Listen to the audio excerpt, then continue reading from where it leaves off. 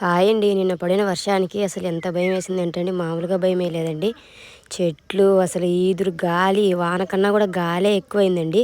చూడండి, బర్రెలు కూడా అయితే అన్నీ బయటే ఉన్నాయి. మాకు మా ఇంట్లో తల దాచుకోవడానికి మనుషులకే ఖాళీ లేదు. అలాంటిది బర్రెలను ఎక్కడ పెడతాం చెప్పండి. ఇంట్లో బియ్యం బస్తాలు అన్నీ కారిపోయాయండి. బియ్యం కూడా తడిచిపోయాయి. దేవుడు మూలం కూడా నీళ్ళన్నీ కారేసాయండి. ఆ తండ్రి శివయ్యే కాపాడనుకుంటాను. చెత్త చూడండి ఎంత వచ్చిందో, దుమ్ము అయితే మామూలుగా రాలేదండి.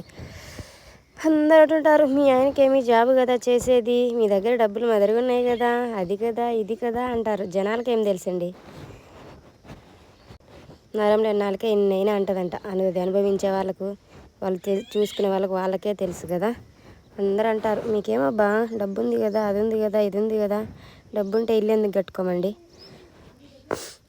పైనుంచి నీళ్ళు కారుతూ ఉంటే బకెట్లు పెట్టామండి. ఆ బకెట్లలో అయితే నీళ్ళు కారాయి. రూమ్ అంతా తడిసిపోయింది. దేవుడు రూము బియ్యం బస్తాలు కూడా తడుస్తూ ఉంటాయి.